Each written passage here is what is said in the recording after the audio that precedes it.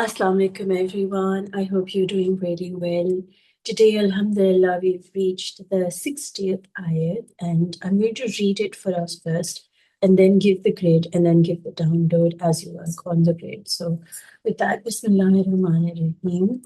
I've got my fan open and my washing machine is going on, so I apologize if the sound can be a little bit off, but it's really hot where I am. So, if I didn't open my fan, I would completely melt. So just bear with the gizz sound if it's coming through. Bismillahirrahmanirrahim. When Moses prayed for water for his people, we said, strike the rock with your staff. 12 springs gushed out, and each tribe recognized its drinking place. Eat and drink God's provision. Excuse me, and don't go around making trouble in the land. That's the ayat we'll be working with. It's the 60th ayat, and the title is really beautiful, The Miracle of the 12 Springs. It's really, really profound, the ayat itself. So, Bismillahirrahmanirrahim. I'm just going to take a piece of paper, bring all our attention to the present moment, just relax ourselves. Feel gratitude towards Allah for gifting us a way that we can come closer to Him through our art, through our creativity, through presence, and through His guidance, and receive the healing that we are all in need of from Him, inshallah. Just a dot in the center. Bismillahirrahmanirrahim. Using my ruler, I'm going to create a 6 centimeter line. It's beautiful, the number 6. I will bring in some numerology today connected to the ayat. It's the 60th ayat also. And we're creating a 6 centimeter line. I'm using my protractor, placing it at the center dot, aligning it with the horizontal line to get my vertical line.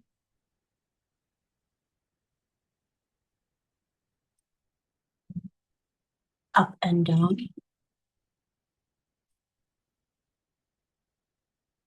I'm creating a vertical line from the top to the bottom, and we get a really beautiful cross, a balanced cross. I'm taking my compass,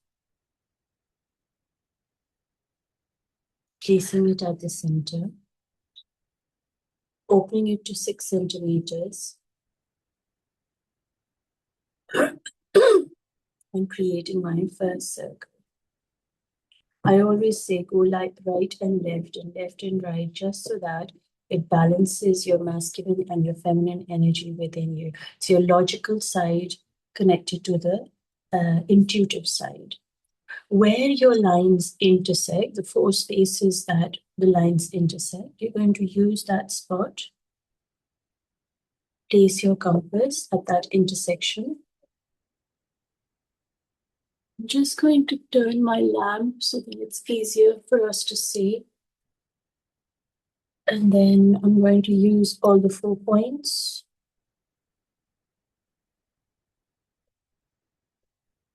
To create the circle.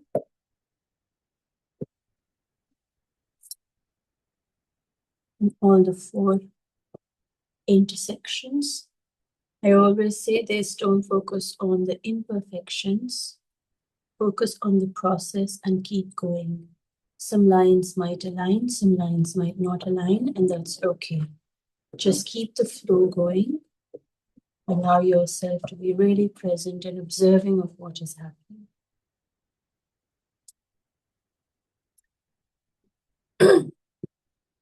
I'm using my ruler, and you know where the tips, the 4 petals have the 4 tips.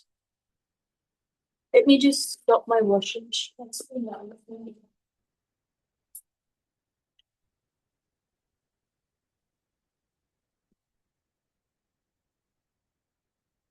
just paused it. Hopefully it will not disturb. So we've got the 4 petals, and the 4 petals have 4 tips. I'm going to create a line that passes through the center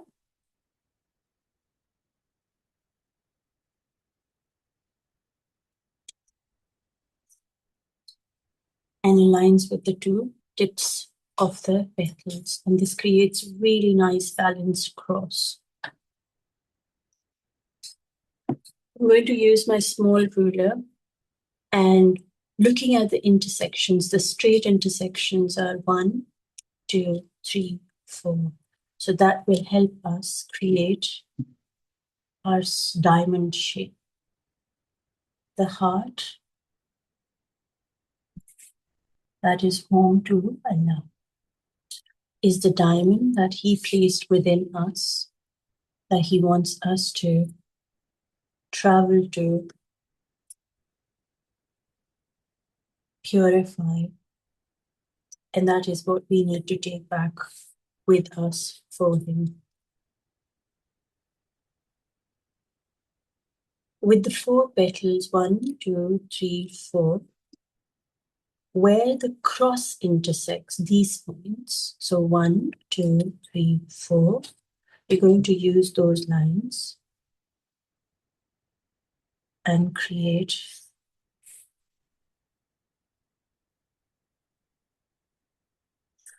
your straight square. I always see this diamond and the square as something that Allah is saying, come into your heart and protect it.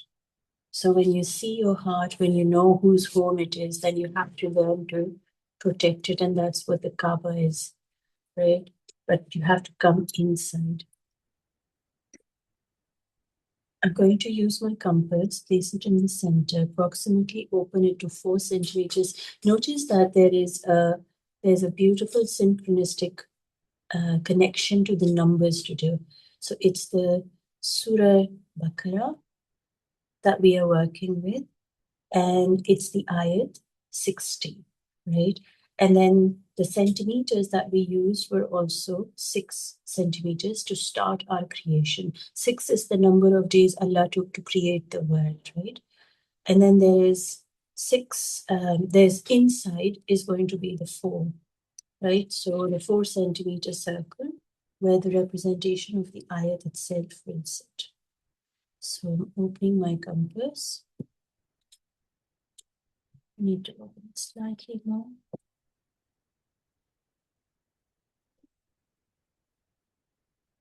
And then I'm going to really tiny reduction in my compass.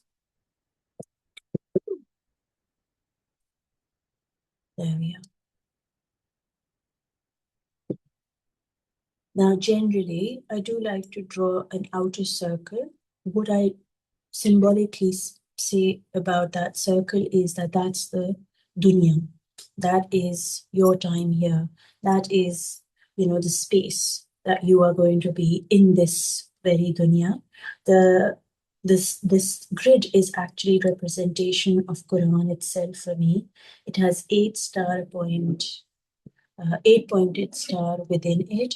That is the sign of infinity. The light within you will always continue to shine. So that's the symbolic connection.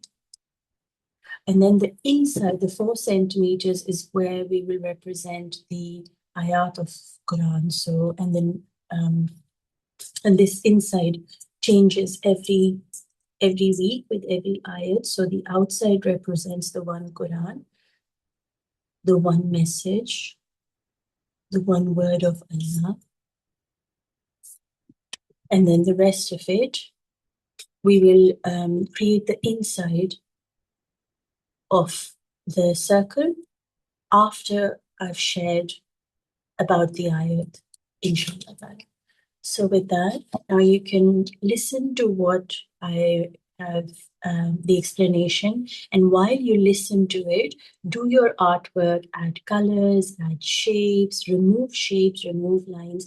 The only thing I ask for is leave the inside space empty so that we're able to create an artwork that symbolizes the ayat itself. So it will be like a physical remembrance. So when you see this, you'll be able to remember the ayat visually and be able to live it, inshallah. So that's my intention for this center circle.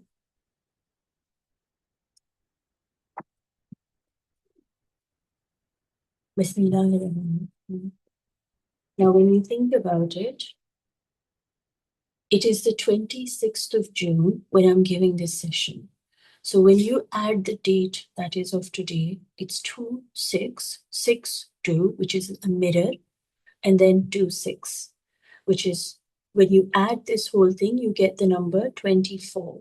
When you get 24, when you add 24, you get 6. So that's just a really nice way of seeing how Allah speaks to us through numbers. Surah Baqarah and the ayat that we're doing is also 6. Now, the really interesting part is that in this ayat, Allah speaks to us about the 12 springs that sprouted when Musa alayhi salam was asked to strike his staff. We begin this. So it's kind of like, when we say 6 is the date and 6 is the number that is given to us, like the ayats that we're working with, together they create 12. So this is a beautiful ayat that will help you come into a space of creating miracles, inshallah, in your life. When Moses prayed for water for his people, that's the beginning of the ayat. The one thing that happens that I wanted to share was that when you create while listening to Allah's word and also listening to it through your heart, then your subconscious mind gets programmed. Your conscious mind is focusing on the colors and the shapes and the patterns that you will be creating. And in the background, in the subconscious mind, what you will be listening through my voice is going to be that what will literally be reminding you of your true nature, right? So it is something that your subconscious mind will remember. It's already in there. Nothing I will say is going to be new. It's all going to be old. But what's going to happen is that it's going to remember, it's going to embody it, and it's going to have a visual representation to connect it back to. So it's not just that you read the ayat and you just understand it. It's literally awakening it from the inside of your heart. So when your conscious mind is busy creating, your subconscious mind is in remembrance, which is why my sessions are called Art as Ibadat, because they reprogram, realign, remind you all to know that this is all coming from within you. Bismillahirrahmanirrahim. When Moses prayed for water for his people, Allah's love comes through in these words with such clarity. Moses could not pray unless Allah inspired him to. Allah inspired the Prophet to pray for his people. Allah, when inspires us to pray, Allah wants us to have no doubts in our prayers. He wants us to pray knowing that only He could allow us to ask for what we are asking. And there is no reason, and the reason He is allowing us to make a prayer is to know whatever we are asking is already done by Allah. It is so important to know that the prayer that you are making is not something that you choose to pray for. It is something Allah has placed in your heart. So the Prophet was inspired to pray for water for his people. The Prophet prayed exactly for that, what was needed for his people. He prayed for water, the thing that people needed. For whom? For his people. Why? Because Allah inspired him to pray for exactly that thing which Allah knew that his people would need. Allah, when inspires us to pray, He wants us to have no doubts in our prayer. He wants us to pray knowing that only and only He could allow us to ask for what we are asking. And the reason He is allowing us to make a prayer is to know whatever we are asking is already done by Allah. So the prayer itself needs to be done with so much certainty that you could not pray without Allah's will. And the reason that you are praying is because He has chosen for you to ask for something. And that whatever it is that He has inspired you to ask for is already done by Allah. Allah wanted to give the people water. But the people had just come out of a situation, so they might struggle with faith and feel a little disconnected from Allah. So he inspired the Prophet to pray because the Prophet's faith in Allah is beyond the physical circumstances, and Allah purifies their heart in such a way that their internal being is totally certain and held from within by their Allah. You see, he could have inspired the people to also pray. But the thing is that the people had gone through a massive catastrophic change, a shift, a life-changing thing. They'd suddenly become free and they're like, suddenly they don't know what to do and how to do and all that sort of stuff. And their faith is almost like just rebuilding, right? It's a little disconnected from Allah, and they struggle with faith because they're very much connected to, remember, they were the slaves of Fir'aun, right? So slaves of this dunya, slaves of the world, slaves of the ego, right? And so what happens is that because they were so disoriented, disconnected, a little, having trouble with their faith, Allah knew who is the one who doesn't have trouble with faith. Of course, the Prophet himself. Why? Because Allah purifies the people He chooses, that He wants, to share His word. Allah purifies their hearts in such a way that they are not affected by what is happening on the outside. They're not worried, they don't get shaken. I mean, even if they do, they will always come back to the certainty within their heart that Allah has given them. Their internal being is totally certain and held from within by their Allah. The outside does not affect the prophets because their hearts are purified and they keep returning to Allah, keep remembering Allah. So the hearts remain purified by Allah Himself. So what Allah did was He inspired not the people to pray, but the Prophet himself to pray because his heart was pure. And when he made that prayer, he was certain that whatever it is that he's asking for the people, Allah will give it. There will be no doubt in that.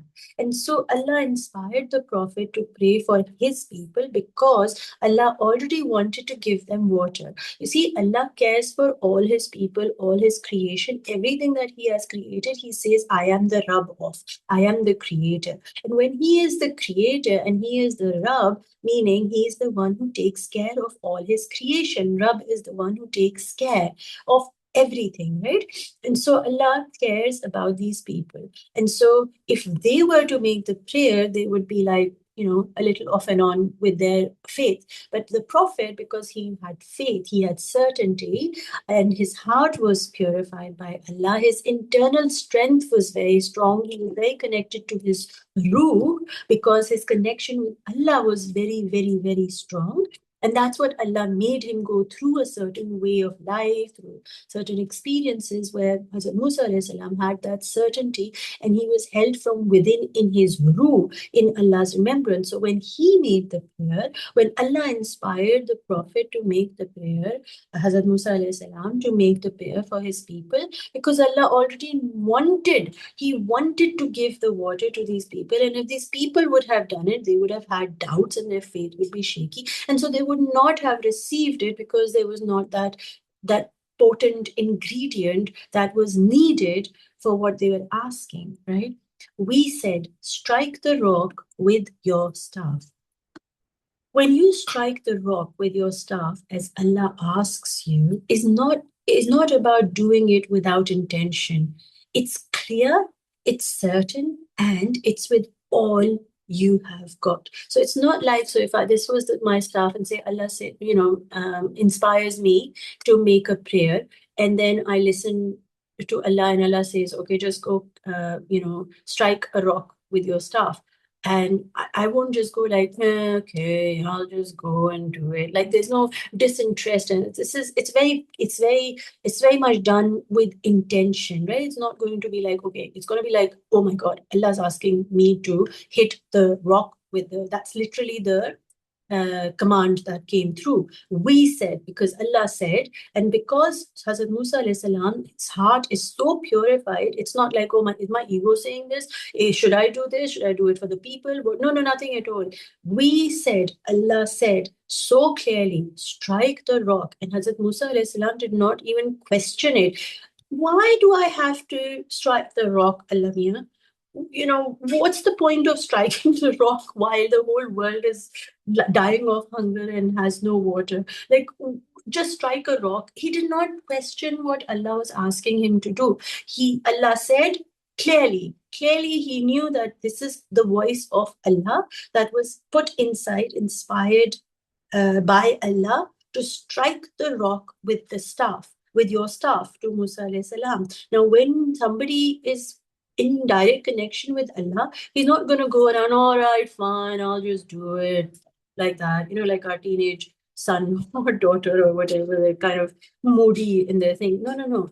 It is literally coming from Allah, and he is so sure of it because that's all there is in his heart. His heart is pure, filled with Allah's remembrance. That's what Allah did. Make him in a way that his internal being was so clear that the voice of Allah said, strike the rock with your staff.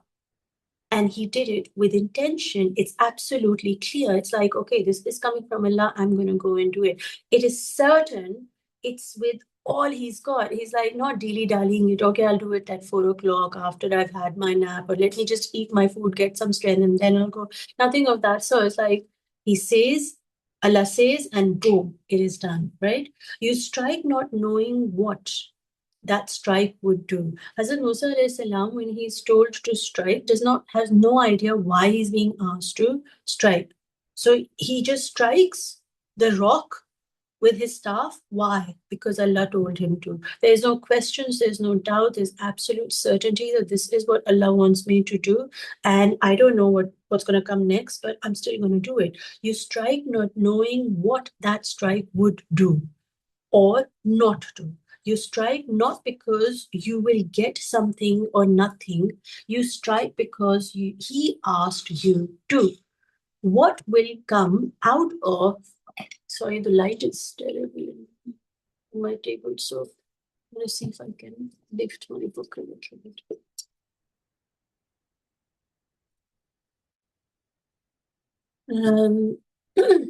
So this is really, really important, guys. You strike not knowing what that strike would do or not do. You strike not because you will get something out of it or nothing out of it. You strike because he asked you to.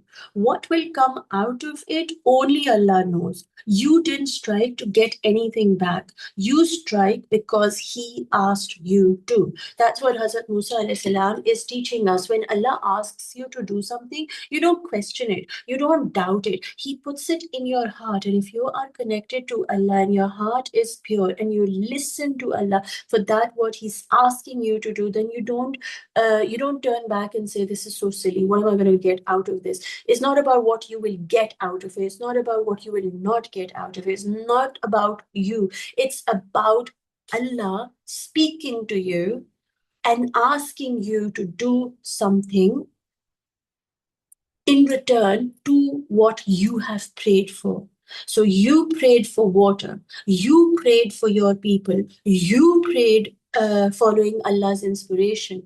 Now you listen to what Allah has to say in return. And it might not be what you thought it would be. And it might not, you don't even know what you're going to come back, he's going to come back with. You have no idea at all. But that's not the point. The point is you do what he asks you to do with no questions. When Allah inspires us to pray, we pray, meaning we ask. when we ask using our mouths, meaning our heart, like we pray for whatever it is that we want, one must listen. Sometimes Allah will ask us to do something totally unrelated to what we are asking. This is so you understand what you prayed for, only Allah can give it to you. So without you doing absolutely anything. So stop trying to do anything for Him to do everything and divert your attention to something He asks you to do, regardless of how irrelevant it is to your dua. It's really, really simple. Your task is to ask, right? When Allah inspires you to ask something, ask. Not sit there going, oh, Allah knows what it will be and He'll figure it out. He'll give me what. No, ask. He wants you to ask. And when you ask, then listen. Don't just think, oh, this, Allah's not going to do it, blah, blah, blah. You ask, you pray, and then sit and listen. Be quiet. When you listen, you will be given instructions in your heart to take the next steps. And that next step, the doing that you will be guided to through your listening after your prayer, might not be something that you expected yourself to do, or the next step that you and your egoic mind thought that you needed to do. You need to get out of your head and start thinking, no, Allah is asking me to do something, and I'm going to do it because that's what He wants me to do. Right? Because you listened. When you listened, He will guide you. Listen to what? Listen to silence. Be in silence. Become really still. Stop like doing, and start being. And in that moment, Allah will tell you exactly what you need to do. Now, it might not be what your brain, your ego, your understanding, your knowledge will want you to do, but it will be that what will free you from your own limited brain, right?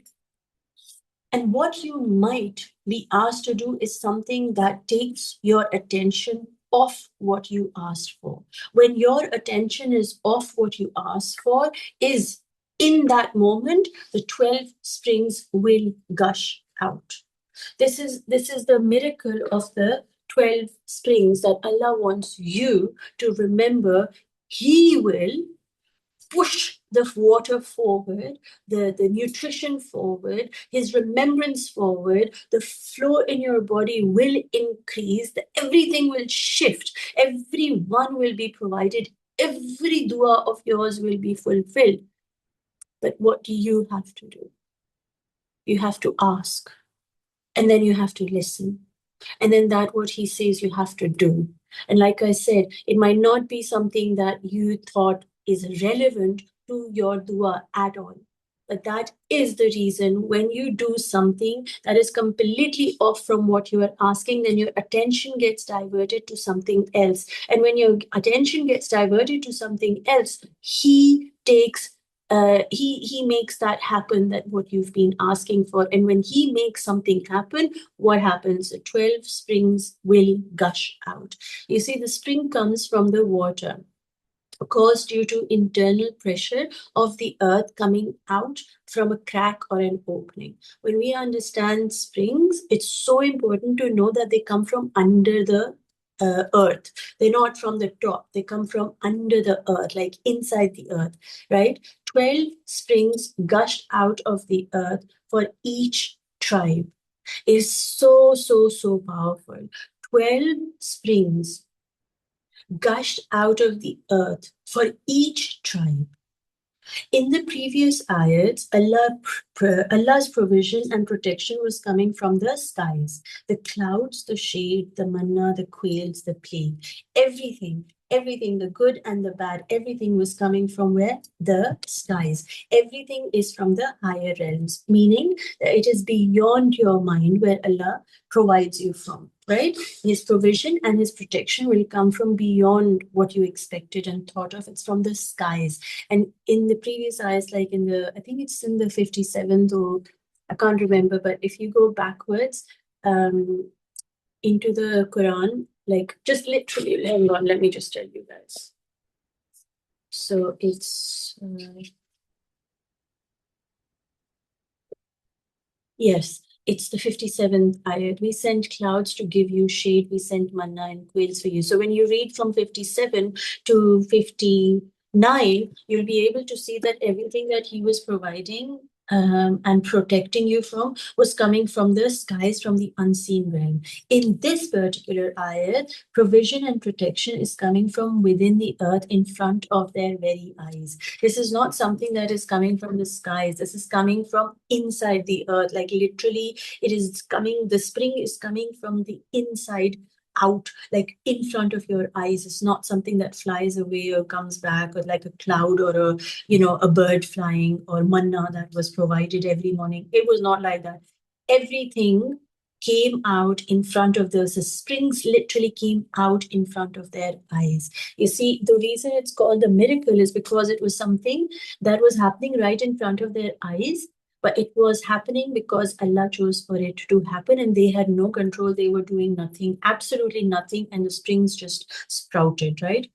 Earlier, it was beyond their minds and eyes and knowledge. The manna was coming from beyond their minds, eyes, and knowledge. The quails were going to come from beyond the minds, from the skies, right? The clouds, the shade, everything was coming beyond the mind and eyes and knowledge. Now it's coming through right in front of their eyes. Allah says, I will show them my signs till he says he will show them their signs inside and out till they believe in truth, that he is in control of the unseen and the seen, and he can provide and he can protect from higher realms and inner realms of your being. You see, it's so, so important to remember this one truth. He is in control of the unseen and the seen. So we can't say, like, in a desert, there will be no water. There can be water, for that is his promise that if we pray, we listen, we do what he asks us to do, then he will bring the 12 miracles to life, right?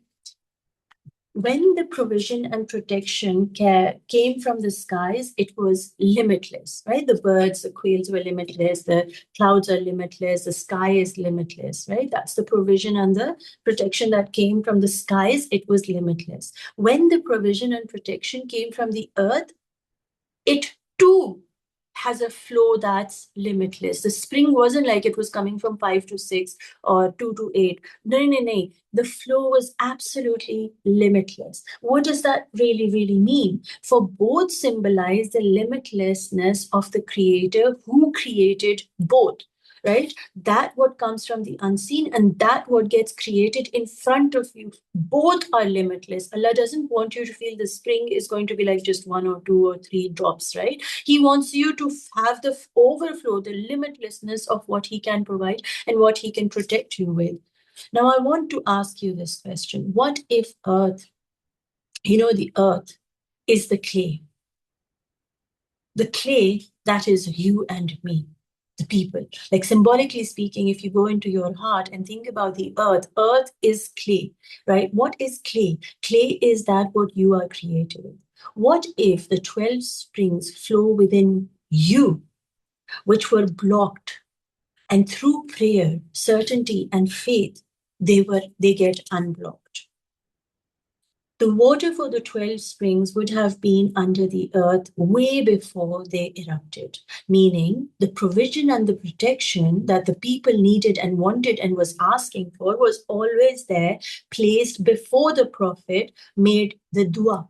Before Allah even inspired the prophet to make the dua, there were the 12 springs flowing under the earth, right? It was already placed by Allah way before the Prophet was even inspired to make the dua, way before the need of the people, was water. The flow of water in the earth was already there, but there was no crack for it to open. Allah, the one who is all knowing of the seen and the unseen, already placed the water beneath the surface of the earth for the people, for he knew that the people will need it. The prophet will be inspired to pray, and when he will pray, he will make the staff strike, and when he will strike, the 12 things will come up. It was not something that was, Allah was like, he pre-planned already way before anybody could even predict like what's going to happen. They didn't know they were going to land in this place. They were standing in front of the water. They didn't know what will happen next. Nobody knew. But when they crossed the river, when they crossed the ocean, sorry, they came on the other side, and yet Allah provided them with everything that they needed from within themselves, right? So if the earth, the clay, is you, the people didn't have the certainty, faith, and trust in Allah, and so the water didn't come out. The Prophet had the faith, trust, and certainty in his prayers, and so he prayed, he listened, did what Allah asked him to do, and the crack opened. What if the 12 springs are flowing in you? And with faith in him, trust in his knowing, and certainty in his love, the 12 springs will gush within you. You know, it was never about the 12 springs coming out of the earth. What if? I'm not saying it was never. I'm saying that's a beautiful story externally. But internally, if you can take it inside, when you really, really think about it, earth becomes clay when it is mixed with water. I'll speak about that in the later part, but when you really think about like the 12 springs, were they outside or were they actually within you? What if these 12 springs are actually flowing inside you at this very moment? And when you, because we don't have faith in Allah, we don't trust in his knowing, and we don't have certainty in his love, that these were the three things the Prophet actually had in him.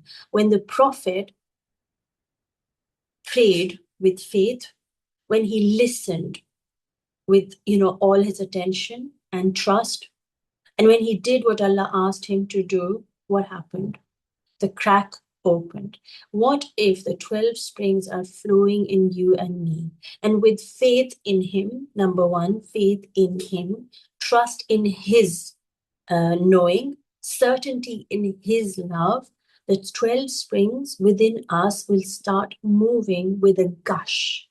Now, I want you to really, really think about this. Do you know that in the Chinese medicine, when they do the massage, it's actually the 12 meridians that flow within the human body? I'm going to see if I can show it through the share of the screens. Start to share. Let me see if I can, not really super good with these things, but let's see. So if I go, unlocking the body's energy highways, right? The meridians, they're actually 12 meridians. You can Google this yourself. But there are 12 main meridians that run through us all. What if, with faith, with trust, and with certainty, you were able to heal and move all of these parts within you, right? It was just mind-boggling, like, it was just like the number 12, and it hit me like that's what there is. So you can, I have the link to this, I can share it for you. But anyway, so that's, let's go back to the screen. Don't know, it's not, it's very blurred. I'm sorry, I don't know what the deal is. I'm hoping.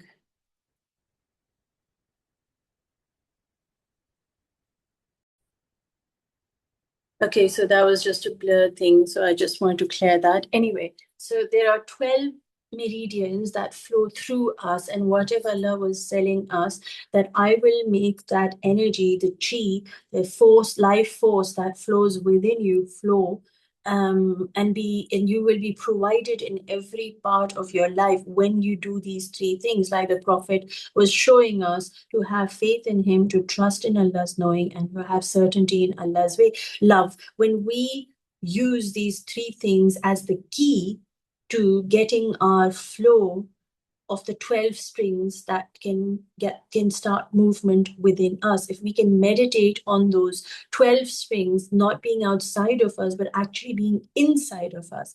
Imagine you are the earth, which is and Allah's remembrance is the water. So you are the mitti or whatever you want to call it, right? And Allah's remembrance is the water. Now, this is clay, this is earth, mitti, and this is water, right? This is your medium that you will be created with, and this is Allah's remembrance. Now, your natural state is a mix of both the earth and the water, the mitti and the remembrance of Allah, the body and the soul, right? Because the soul is always and always in remembrance of Allah. It is the body that forgets. And so the mixing of the two is what creates clay. Earth on its own without water is very, very, very dry. Water on its own is a very different purpose, right? When they come together is when clay gets created. Clay, when earth mixes with water, you get clay. Clay is very moldable. It has a certain purpose and it keeps its form. You know, when I wrote keeps its form, the one thing that went through my brain was it's very loyal.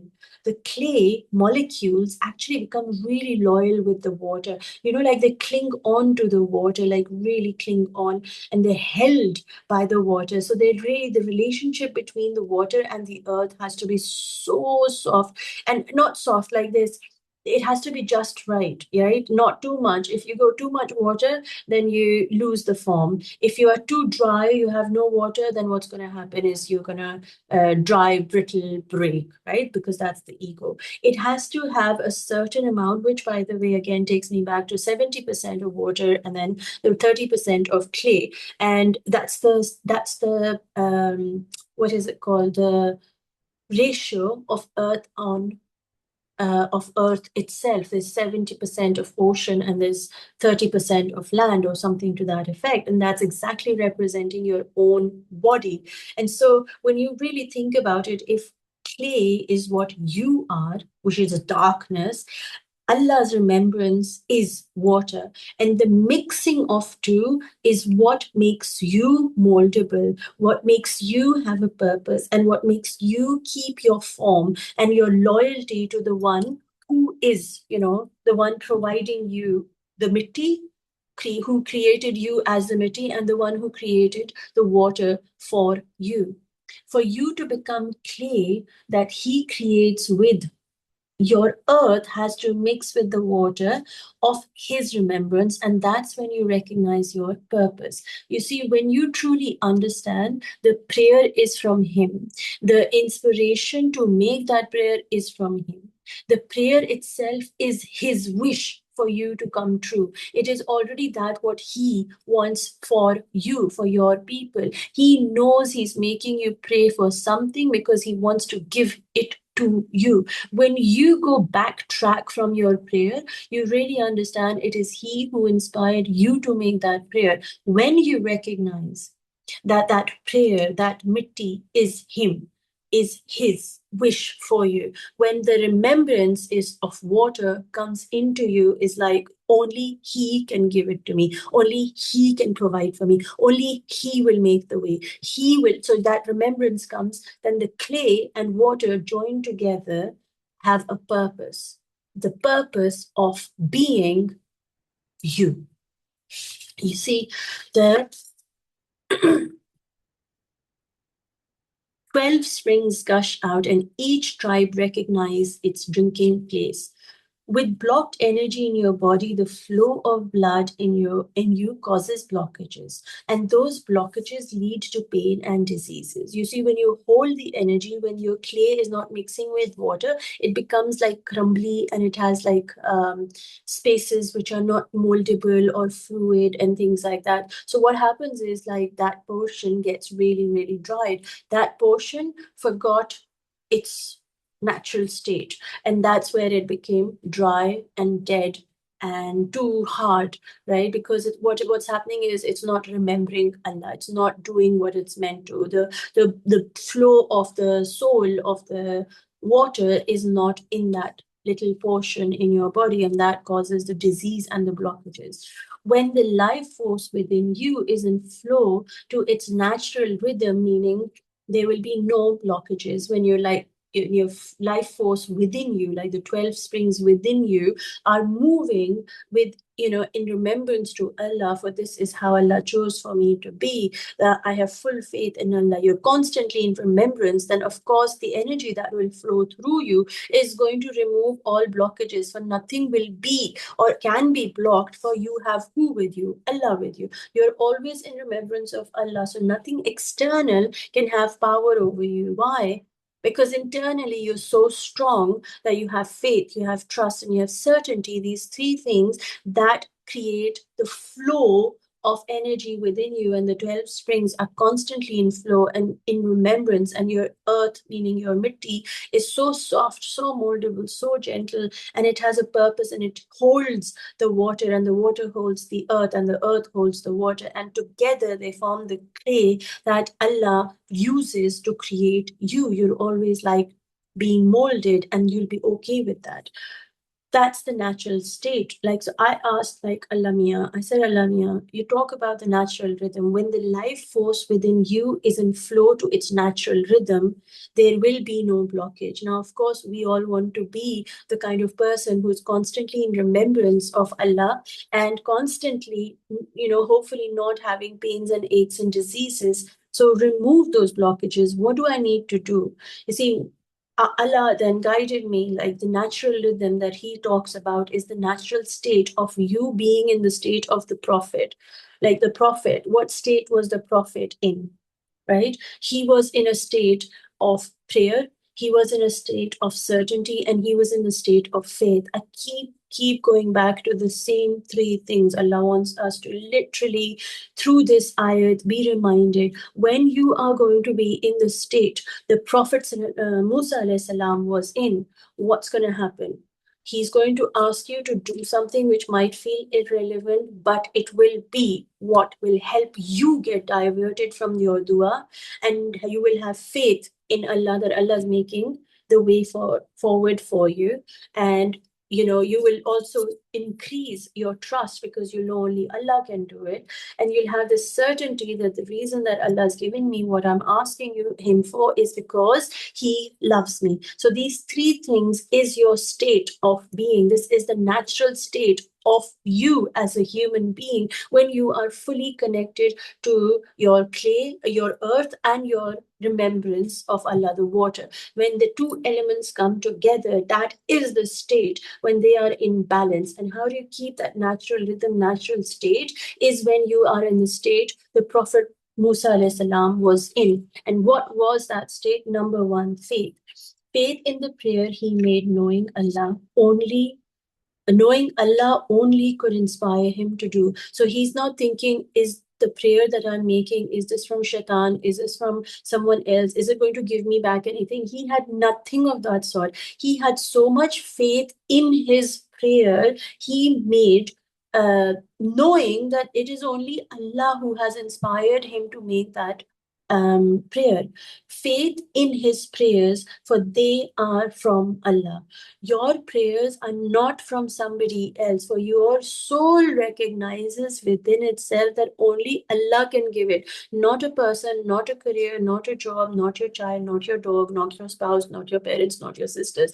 You know within you that you pray only and only to Allah. Why? Because your soul's natural state knows and has faith in his prayers that they are only and only from Allah. How could you pray?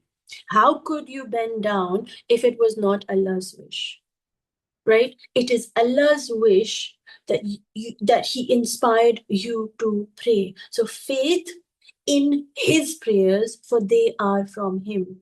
Right? And then number two, trust. What do we have to trust? To be in the state the Prophet Musa alayhi salam was in, the trust in his knowing, for he knows what we don't.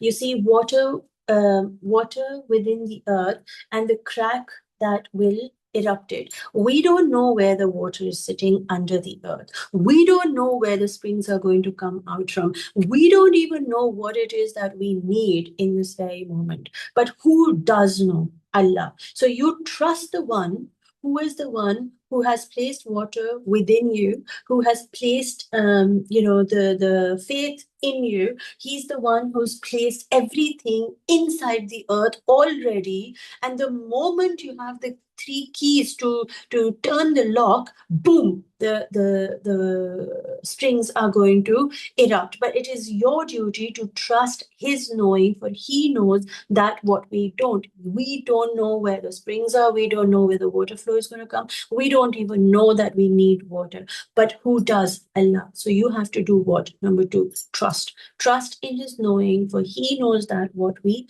don't. Number three, certainty. Certainty in his love, in his mercy, in his care for us. Right? Certainty means that you don't think, oh, does Allah love me? Oh, will Allah believe, make my dua come true or anything? Nothing of that. So absolutely zero, zero, zero doubts at all. You're just certain that this is what he wants me to do, and this is what he's asked me to do, and this is what he's going to give me, because he loves me, because he cares for me, because he wants to forgive me, he wants me close to him, and that is why he is doing all that he is doing. He's making me pray because he chose for me to.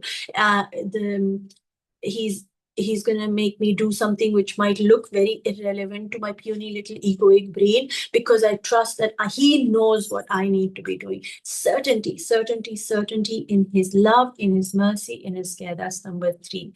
I'm going to repeat that again. Faith in our prayers, trust in his knowing, certainty in his love. These are the key to keeping the force of life in us to never be stuck. For internally, we learn to embody these, and so the outside loses its power on the mind. Prophet Musa alayhi salam is not worried, will Allah provide water for these 12 tribes? Will Allah give food for these tribes? What will Allah do? He is not interested in what Allah will do. He just knows Allah will do exactly what is needed, for Allah knows who needs what, from where, and why. So, we have to let go of that external effort, doing. And one of the names that I recently worked with last week was Kavi, which is available on my Patreon. You can go and connect to it through that and create a beautiful artwork inspired by it. But in that, Kavi is the strength that Allah gives us to basically not do anything and trust him. Kavi is the strength that he gives us to trust him, because we need the strength. We literally need strength to trust him, because we're constantly so doing. I feel like, okay, if I don't do this, I'm not going to get something back. Allah is saying your doing has nothing to do with what he can give you. You can study for exams and you can literally fail. You can give in your best and everything to this person, and the person will still walk out of your life. What you do has absolutely nothing to that what he can give you. So get out of your way, stop doing anything, focus on what Allah's asked you to do, and that what will be is yours is going to come to you, right? For internally, we need to learn to embody these three things inside us. We have to remember in our soul that our faith in our prayers, we have to have the complete faith in our prayers that they're coming from Allah. We have to have complete trust in his knowing. We have to have that certainty that my Allah loves me. There is no doubt that he will do everything and anything that is best for me. And whatever I've prayed for, he's the one who inspired me. So why will he not give it to me, right? Everything outside of you absolutely loses control. It loses the power on your mind. There is no fear. Suddenly you're so relaxed. When within you, you carry faith, trust, and certainty, no matter where you go, you will be able to eat and drink, for you will know it's all God's provision. That's the ayat. That's the part of the ayat where Allah says that, you go eat and drink, for everything is God's provision. You will have no doubt, because everything is God's provision. Nothing could exist without him creating it. So if everything is created by him, then everything is for you, right? That what comes from beyond your mind, and that what comes from right in front of you, that what you see and that what you feel, and that what you don't see and that what you don't feel, Ya Kavi, all is God's provision. When your internal state embodies his remembrance, your external state has no choice but to only give you experiences reflecting that, which will remind you of him. If internally you are constantly in remembrance of Allah, then what is your external going to show? You're only going to get experiences that will make you grateful, that will make you present, that will always make you of yeah, Allah is with me, right? If internal state embodies his remembrance, Allah is with me, I trust Allah, I love Allah, I know he's listening, blah blah blah, right? Internal state, when you internally embody his remembrance, the external state has no choice but to only give you the experiences reflecting that, reflecting everything and everyone that will be that will remind you of him. You have to just change the inner. The outer he will change. That is his promise. Now that your 12 springs flowing within you, you walk now with your 12 springs. Now you know that inside you, when you use these three keys and embody these three keys inside you, the 12 springs are actually going to flow within you. You walk the earth in balance, gratitude, and presence. For all you need comes from your connection to the one who is all knowing. Right? You eat and you drink God's provision that is limitless. He told you right in the beginning of the session that both are limitless. For all will be provided, for all is his creation, for all are under his care. And don't go around making trouble in the land. Now I sit and ask, what is this trouble that we could be making, Allah? And he says, don't go around thinking your Lord has forgotten you. You see, the moment you forget Allah, you will go to other people and make them your idols. So Allah is letting us know right in the end, I'm the one providing you. I'm the one who's giving you the prayer. I'm the one who can give you what you want. I'm the one who's asking you to do what you do, what I'm asking you to do, which, again, I'm going to say it, that feels irrelevant to you. I am the one inspiring you to do everything, right? And I am saying that the 12 miracles is inside of you. When you connect to your inside and allow the three keys to flow within you, the force, the life force within you will heal all blockages. These three keys will heal all blockages within you. Then don't go around. Then remember, go and eat from everywhere. Understand that everything I am providing. Once you have that internal certainty, right, and your trust and your faith internally, then don't go around making trouble in the land. What will be the trouble is forgetting that all of that was from him. Don't go around thinking your Lord has forgotten you. It is you who forgets the water to keep your land moist and guided. It is you who forgets the 12 springs are already flowing within you, flowing through you. It is you who thinks Allah's provision is limited to you, and your doing is limited to you and your doing. You think Allah's provision is limited to you and your doing. It is you who makes trouble by drying your clay, by keeping away from Allah's remembrance. The land has water. The land has water. It's you who forgets to choose to think Allah has forgotten you, right? The land always has water, meaning the earth will always remember who? The remembrance. The body wants to remember the water, for it is most loyal to the water, to the soul, to God itself, right? It is you who forgets and chooses to think that Allah has forgotten you. Allah has never forgotten you. You start looking outside and you're thinking, oh, I don't have this, I can't have this, I will not have this, my prayers will, Allah will forgive me, not forgive me, and all of like drama that we create in our minds, like our ego says, because I drink this, I am a bad person, because I don't pray, I am a bad. We have all these levels and levels and levels of constantly telling ourselves that we're not worthy of Allah's love and all that. So that's the trouble that he is saying. Don't go around making trouble in the land. Land is you yourself. Don't tell yourself stupid things that Allah has forgotten you, that Allah doesn't love you, that Allah doesn't want to give you. Don't think like that. Don't think the water is like, not available for you. That's just causing trouble in your land, meaning you are the one causing the trouble inside your body, like in your earth. You're saying, no, Allah doesn't have water for me. That's just dumb, right? You're the one choosing to dry your clay. No, I'm not going to. You don't remember Allah, and you think Allah doesn't remember you. That Allah's remembrance has nothing to do with you. Absolutely nothing. He cares for all his creations, for all are under his care, right? He provided the 12 springs. Why?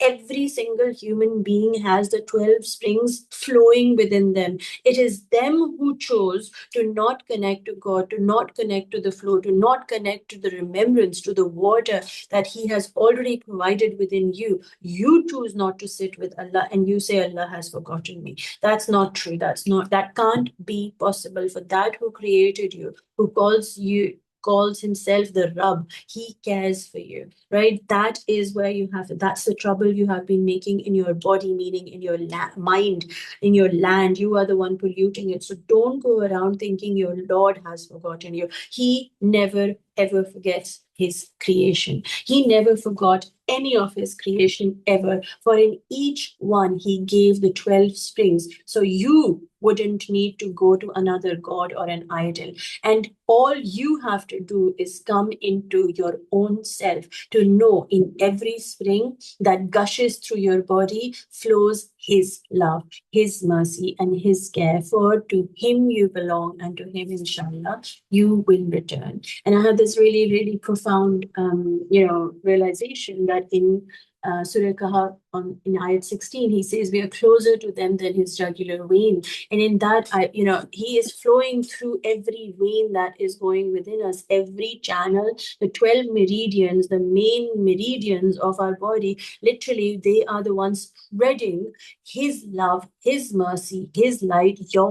You forgot to connect to that spring within you, and you think Allah has forgotten you because you disconnected from those 12 springs. The water was always there. Prophet Musa alayhi salam actually showed you exactly the state you need to be in for the waters to gush out, using the 3 keys, embodying them within every single breath of your existence, within your heartbeat, remembering that those 3 things. What are the 3 things? Faith in your prayers, trust in his knowing, certainty in his love. When you connect to these 3 things and flow them in your body, the force of the life force within you starts moving. You start seeing, feeling, living everything. You understand that it is all his provision. And when you connect to all as his provision, what's going to happen is that you will be asked to not disconnect from him,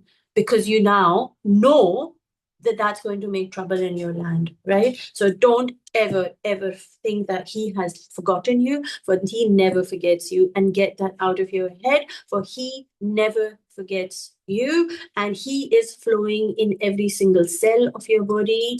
So this, like when you think about your cells, if you look at the screen, these are like the cells, right? So this is the earth, right? The molecules of the earth. And when you think about the light, the room, and the water, right? So for example, the water is what is flowing here, right? This is the water. Now, what really does happen is earth needs to remember that it is held. This is what really is around it.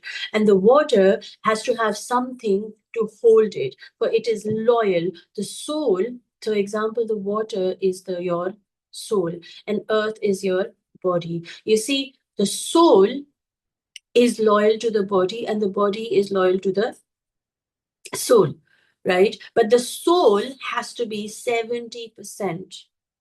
70% of you has to be water, has to be softness, has to be kindness, has to be gentleness, has to be light. And that's the 30% of you is your darkness, your body, your world, and all that. 70% of your time should be spent in remembrance, to feed, to purify, reconnect your soul, and 30% of your time in this dunya needs to be for the world, for whatever worldly things that you want to kind of give to people, your job, your children, or whatever. 70%, this has to be the number. 70% is the gushing, the energy, the life force within you that is flowing. Now, if this is the way Allah has created you, let me just do 7, 8. Oh my God, this is crazy. 7 plus 3 is equal to 7, 8, 9, 10, right? Look at that. Look at that. You have to be 0 for him to just be. It is only and only about him. This is you. You that only matters with this. But this is it. One and only. I really hope the session reaches you and guides you back home into your being and helps you connect to Allah and His remembrance. And, for this session, because it's all about mirror, of course, you can do that interpretation, which I showed you there. But for me, I realized that if this is my soul, right? And we talk about the 12 meridians, the 12 meridians actually go within me through my left side and my right side. So they are literally present in my masculine energy and in my feminine energy. Now, when I think of my masculine energy, I always think of structure. So I'm going to do structure like 6 columns in this, representing 1, 2, 3, 4, 5. And the last one is 6, right? And I always look at my, so this is 1, 2, 3, 4, 5, 6, right? And then on this side, because my feminine energy, I always look at as 6 circles. So 1, 2, 3, 4, 5, and 6. Now, these can be different sizes, shapes, whatever forms that you feel. These can be different colors, but one requirement that I think is really, really important is the choice of colors that you make. So if this is red, then make sure you have a red circle, because we're mirroring, but mirroring in a way that they are both themselves, but they have a different purpose. So my feminine has a different purpose, a different existence. This is totally connected to God always, like you see that. And my masculine is what I'm here to deliver to the world, the action, the healing. My feminine is always guided by God, right? And my masculine always is grounding what my feminine is guiding me to do. So my feminine energy inside me is always in remembrance of Allah. That is my natural state. And then my masculine is always and always connected to the higher realms, meaning the feminine. Actually, I might just add these. No, I won't. No, why not? Actually, I'm going to add these circles, saying that my masculine is always connected to my feminine, and I'm going to create the lines that hold the feminine, kind of like water molecules, like, So this is, which reminds me, it's like electric and magnetic. The masculine energy within us is electric, which is our thoughts, right? And the feminine energy within us is magnetic, right? So the water just absorbs it in, and the masculine energy is like sparky, like brings the fire out kind of thing, right? So that's the feelings. So that is what I would like to represent the ayat by. Just say that 12 springs, the masculine 6 and the feminine 6, awaken within me, for each one has a purpose to be what they are guided here to do in the way that Allah chose for them to be within me. And this is not about gender, this is about the feminine energy within my soul and my masculine within my being. And so it's kind of like connecting the two. I really, really hope that this helps you, guides you, holds you, brings you back into remembrance of the one who matters truly. I'm sending you lots of love, light, and peace. Enjoy and take care. Allah Hafiz.